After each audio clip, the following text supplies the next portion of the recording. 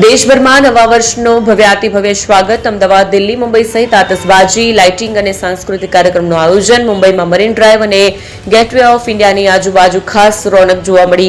વારાણસીમાં ગંગા ઘાટના કિનારે યોજાયેલ આરતીમાં લોકો સામેલ થયા. દેશભરમાં નવા વર્ષનું ભવ્યાતિભવ્ય સ્વાગત કરાયું. દેશના મહાનગરોથી લઈને નાના નાના શહેરોમાં લોકોએ ઉત્સાહ અને ઉમંગ સાથે નવા વર્ષનું સ્વાગત કર્યું.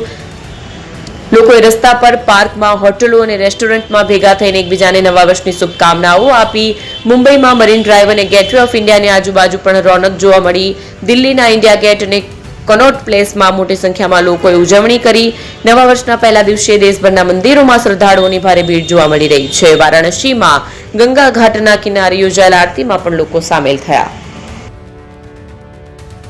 कटरा में मौजूद हैं और बात अगर की जाए नव वर्ष के आगमन पे जितने भी श्रद्धालु हैं वो माता के दर्शन करने के लिए, माता का आशीर्वाद लेने के लिए यहाँ पे पहुँचे हैं और इस समय की अगर बात की जाए तो काफ़ी ज़्यादा रश भी जो है वो देखने को मिल रहा है. मैं अपने कैमरामैन से कहूँगी कि पैन करके आपको दिखाएं कि कितना ज़्यादा रश जो है वो इस समय देखा जा रहा है, जहाँ यात्रियों की भीड़ जो है वो देखने को मिल रही है और इसी के चलते सिक्योरिटी के भी पुख्ता इंतज़ाम किए गए हैं. नए रूल्स जो मैंडेटरी किए गए हैं वो भी आपको बता दें कि RFID कार्ड लेने के 10 घंटों के अंदर अब यात्रियों को यात्रा अपनी शुरू करनी होगी.